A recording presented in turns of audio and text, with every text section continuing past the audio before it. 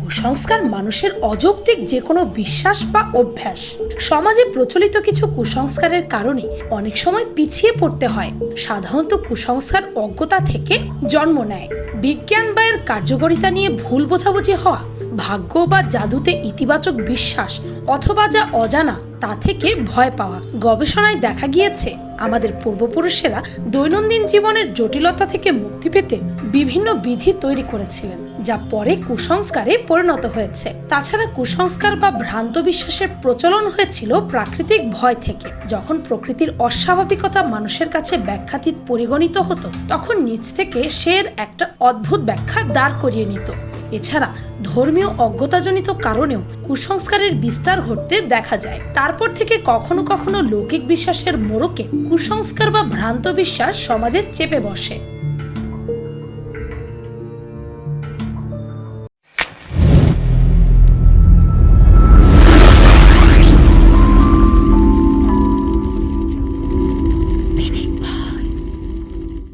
Number 1, চামচ বা glass পড়লেই আসবে মেহমান, বা লবণ পড়লেই হবে অমঙ্গল।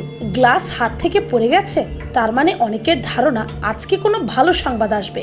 কাঁটা চামচ হাত থেকে পড়ে গেলে মেহমান আসবে, আর চামচ পড়লে তো কোনো মহিলা মেহমান আসবে। কিন্তু আসলে কি এমনটা হয়? না, গ্লাস ভাঙলে খেতে হয় মায়ের বকা, আর সাথে চামচ ফালানোর বকা তো আছেই। তবে এইসব বলার কারণ কি? আসলে কিছুই না। কুসংস্কার অনুযায়ী লবণ পড়ে যাওয়ার অর্থ শয়তান ধারে কাছে কোথাও আছে।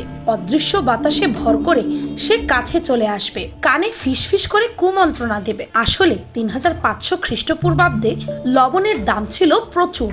মুদ্রা হিসেবে সে সময় লবণের ব্যবহার ছিল ব্যাপক। তাই লবণ পড়ে নষ্ট হওয়া মানে অপচয়, আর অপচয়ের প্ররোচনা দিয়ে থাকে শয়তান বা অশুভ শক্তি। তাই আবার যেন অশুভ শক্তি কাউকে প্ররোচিত করতে না পারে, বেখেয়ালে যাতে আর কারো অপচয় না হয়, সেজন্য লবণ বা কাঁধে ছিটিয়ে দেওয়া হতো। তাছাড়া প্রাচীন গ্রিস দাস বেচা কেনায় লবণকে মুদ্রা হিসেবে ব্যবহার করা হতো। এমনকি রোমান সৈন্যদের বেতন হিসেবে লবণ দেওয়া হতো। তাই একে কোনোভাবে ফেলে বা ছড়িয়ে নষ্ট করা ছিল অন্যায়। নাম্বার 2, বউয়ের গায়ে থুথু। অনেক সময় দেখবেন কোনো জায়গায় বের হওয়ার আগে গায়ের মধ্যে গুরুজনদের থুতু দিয়ে দিতে। আবার বিয়েতেও এমনটা দেখা যায়। গ্রিসে বিয়েতে অতিথিরা কোণের ওপর থুতু দেয় অশুভ শক্তিকে দূর করার জন্য।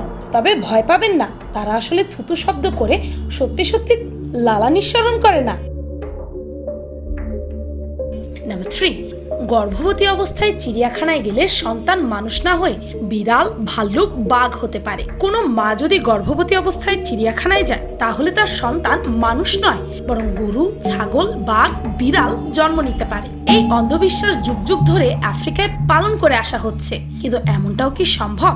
না, মোটেও সম্ভব নয়। কারণ মানুষের পেটে মানুষ হবে, অন্য কিছু কিভাবে? আসলে আফ্রিকায় অনেক বেশি পশু পাখি দেখা যায়, আর গর্ভবতী মায়েদের এমনিতেও বিশেষ যত্নে রাখা হয়। গর্ভাবস্থায় কোনো হিংস্র পশু পাখির আক্রমণে মায়েদের যেন কোনো ক্ষতি না হয়ে যায়, তাই তাদের চিড়িয়াখানায় যেতে মানা করা হতো। আর কালের বিবর্তনে এটি কুসংস্কারের রূপ নিয়েছে।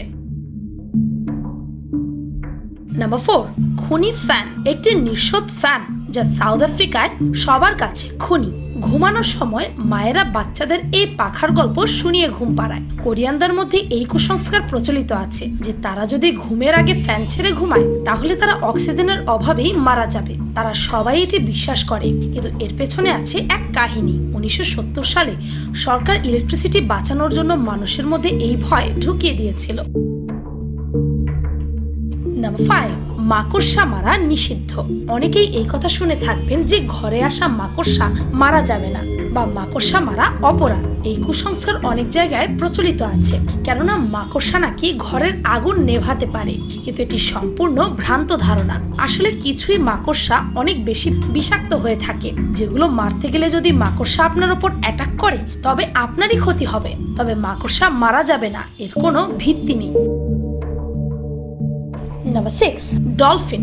ডলফিন নিয়ে ব্রাজিলে একটি কুসংস্কার প্রচলিত আছে যে সন্ধ্যাবেলা ডলফিন সমুদ্র থেকে বেরিয়ে এসে এক সাদা স্যুট পরা ছেলের রূপ নেয়, যা মেয়েদের প্রেগন্যান্ট করে দিতে পারে। কি আজব, তাই না? এই কুসংস্কার শুনে হাসবো নাকি কাঁদবো বুঝতে পারছি না, কিন্তু এটি ছড়ানো হয়েছিল যেন কেউ লুকিয়ে সন্ধ্যায় ডলফিনের শিকার না করতে চায়। নাম্বার 7, মইয়ের নিচে হাঁটলে মৃত্যু। এই কুসংস্কারটি বেশ পুরনো। বলা হয়ে থাকে ময়ের নিচ থেকে হাঁটলে দুর্ভাগ্য আসবে, সঙ্গে সঙ্গে এই দুর্ভাগ্য বয়ে বেড়াবে আজীবন, এমনকি কারো ফাঁসিতে ঝুলে মৃত্যুও হতে পারে। এই কুসংস্কার এখনো অনেক দেশে প্রচলিত, তারা বিশ্বাসও করে এবং মেনেও চলে। প্রাচীন মিশরে আজ থেকে 5000 বছর আগে কুসংস্কারের প্রচলন শুরু হয়। সেই সময় মিশরীয়রা মনে করত ত্রিভুজ হচ্ছে পবিত্র, তাই ত্রিভুজাকৃতির যে কোনো জিনিসই ছিল তাদের কাছে সম্মানের এবং পবিত্রতার মূর্ত প্রতীক। মনে করা হতো যে কোনো ত্রিভুজ প্রতিনিধিত্ব করে দেবতাদের, তাই ত্রিভুজ অতিক্রম করা মানে তাদের অপবিত্র করা ও দেবতাদের অসম্মান করা। খ্রিস্টানরা তৃত্ববাদে বিশ্বাস করে, এটা তাদের বহুল আলোচিত ধর্মবিশ্বাস। তৃত্ববাদ অর্থ হচ্ছে পিতারূপী ঈশ্বর, পুত্ররূপী ঈশ্বর ও পবিত্র আত্মারূপী ঈশ্বর। তারা তিনজনই এক। প্রাচীনকালে খ্রিস্টানরা তাই তিন কোণের যে কোনো কিছুকে পবিত্র মনে করত। তাদের কাছে দেয়ালে মই রাখা হলে তার নিচ দিয়ে হেঁটে যাওয়া ছিল অশুভ, কারণ মই যখন কোনো দেয়ালে হেলান দেওয়া হয় তখন সেখানে ত্রিকোণ তৈরি হয়। তাই বর্তমান সময়ে অনেক দেশে এখনো মইয়ের নিচ দিয়ে হেঁটে যাওয়ার সময় আঙ্গুলে ক্রস চিহ্ন এঁকে যায়। আবার কেউ যদি ভুল করে চলেও যায় তাহলে উল্টো আবার ঘুরে আসে, তারপর মনে মনে কোনো একটি প্রার্থনা করে আবারও সেই ময়ের নিচ দিয়ে হেঁটে যায়। নাম্বার 8, অমঙ্গলের হাঁচি। হাঁচি কে না দেয়? সবাই তো হাঁচি দেয়। পৃথিবীতে এমন মানুষ খুঁজে পাওয়া যাবে না যে জীবনে একবারও হাঁচি দেয়নি। হাঁচি নিয়ে কুসংস্কার প্রচলিত রয়েছে। হাঁচি দিলে নাকি যাত্রা অশুভ হয়। হাঁচির মাধ্যমেই অশুভ আত্মা একজনের শরীর থেকে অন্যের শরীরে প্রবেশ করে, আর তাই এই অশুভ বিষয়কে ঠেকাতে হাঁচি দিলে বলা হয় ঈশ্বর আপনার মঙ্গল করুন বা গড ব্লেস ইউ এই কথাটি। কিন্তু এই কথাটি কিভাবে এলো, এটা নিয়ে বিভিন্ন ধরনের উপকথা প্রচলিত রয়েছে। 1346 থেকে 1353 সালের মধ্যে ইউরোপে যখন প্লেগ মহামারী আকার ধারণ করে লাখ লাখ মানুষ মারা যাচ্ছিল, তখন রোমে এই উপকথা ও বিশ্বাসের প্রচলন হয়। যখন প্লেগ ছড়িয়ে পড়ছিল সে সময় পোপ সপ্তম গ্রেগরি প্রতি হাঁচির পরেই গড ব্লেস ইউ এই আশীর্বাদ সূচক কথাটি প্রচলন করেন। এর পেছনে যুক্তি হলো, যেহেতু প্লেগ রোগে আক্রান্ত হওয়ার লক্ষণগুলোর মধ্যে হাঁচি ও কাশি অন্যতম, তাই হাঁচির পর এই কথা বললে এই রোগে আক্রান্ত হয়ে মানুষ নাও পড়তে পারে। নাম্বার 9, রাতে চুইংগাম খাওয়া। আপনি যদি তুরস্কে ঘুরতে যান তবে রাতে চুইংগাম খাওয়া থেকে বিরত থাকবেন। রাতে চুইংগাম খাওয়া মানে মরা মানুষের মাংস খাওয়া, এমন কুসংস্কার তুরস্কে প্রচলিত আছে। তবে এটি তাদের ভ্রান্ত ধারণা। কিন্তু এ কেমন বিশ্বাস হতে পারে? রাতের অন্ধকারে কেউ চুইংগাম খেয়ে যখন আশেপাশে ফেলবে তখন এটি কারো গায়ে লেগে যেতে পারে, সেজন্য রাতে চুইংগাম চেবানো বারণ। নাম্বার 10, উত্তর দিকে মাথা দিয়ে শোয়া নিষিদ্ধ। উত্তর দিকে মাথা দিয়ে ঘুমাতে নেই, এই কথা মা ঠাকুমারদের থেকে অনেকবারই শুনেছি। বাড়ির প্রবীণ রাজা বলেন তা অনেক ক্ষেত্রেই সঠিক হয়। তবে এটা কোনো কুসংস্কার নয়, এর পেছনে রয়েছে বৈজ্ঞানিক ব্যাখ্যা। পৃথিবীর উত্তর এবং দক্ষিণে দুটি চৌম্বকীয় ক্ষেত্র রয়েছে, তার পজিটিভ এবং নেগেটিভ প্রভাবও রয়েছে। পজিটিভ এফেক্ট রয়েছে উত্তর দিকে আর দক্ষিণে নেগেটিভ। সমান্তরালভাবে চৌম্বক ক্ষেত্র রয়েছে মানব দেহেও। মাথার দিকটি পজিটিভ ক্ষেত্র, পায়ের দিকটি নেগেটিভ ক্ষেত্র। চুম্বকের ধর্ম মেনে পজিটিভ পোলগুলো পরস্পরকে প্রতিরোধ করে, বিপরীত পোলে একে অপরকে আকর্ষণ করে। ঠিক এ কারণেই উত্তর দিকে মাথা রেখে ঘুমোতে নেই।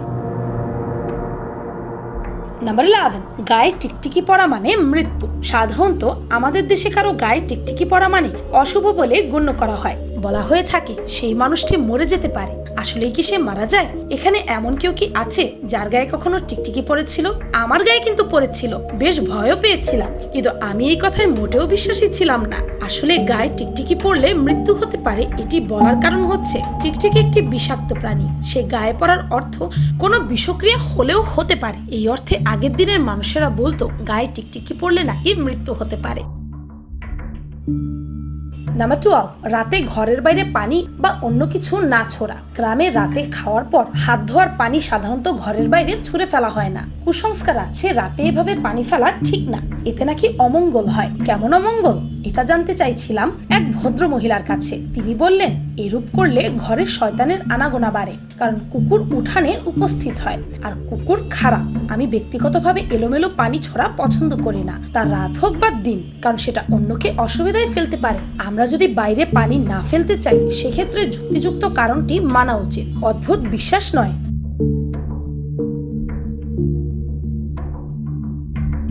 আমাদের সমাজে কুসংস্কারগুলো ধারাবাহিকভাবে যুগ যুগ ধরে চলে আসছে। বেশিরভাগ ক্ষেত্রেই দেখা যায় বাড়ির বড়দের থেকেই এই অন্ধবিশ্বাসগুলো পরবর্তী প্রজন্ম পেয়ে যাচ্ছে। যদিও বর্তমানে শিক্ষার হার বাড়ায়, অনেকেই বিজ্ঞান আর কুসংস্কারকে পাশাপাশি রেখে বিশ্লেষণ করতে শিখেছেন। তবে সমাজ থেকে নির্মূল হয়নি কুসংস্কার। এছাড়াও এমনও কিছু ঘটনা আমাদের চারিপাশে ঘটে যা দেখে অবাক হয়ে ভাবতে হয়, আমরা সত্যি আধুনিক হচ্ছি তো? বিজ্ঞান প্রতিনিয়ত নানা ধরনের কুসংস্কারের সঙ্গে বিভিন্ন সময় লড়াই করে যাচ্ছে। তারপরও রয়ে যাচ্ছে মানুষের মধ্যে অন্ধবিশ্বাস, আর এর থেকে মুক্তি পাওয়ার একটাই উপায়, সেটা হচ্ছে শিক্ষার আলো।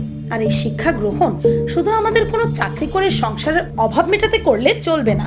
আমাদের সমাজের কুসংস্কার কাটাতে, মানুষকে সচেতন করতে, বিজ্ঞানের কথা সকলকে বোঝাতে লেখাপড়া করতে হবে। ভিডিওটি ভালো লাগলে আপনার ফ্রেন্ডস এন্ড ফ্যামিলির সাথে শেয়ার করতে পারেন। আর পিনিক পাই চ্যানেলকে সাবস্ক্রাইব করে বেল আইকনে অল নোটিফিকেশনস অন করতে ভুলবেন না যেন। শুধুমাত্র এভাবেই পিনিক পাইয়ের প্রতিটি ভিডিওর নোটিফিকেশন আপনার কাছে পৌঁছে যাবে। আমি ফাল্গুনি, আজকের মতো পর্যন্তই। দেখা হচ্ছে পরের ভিডিও।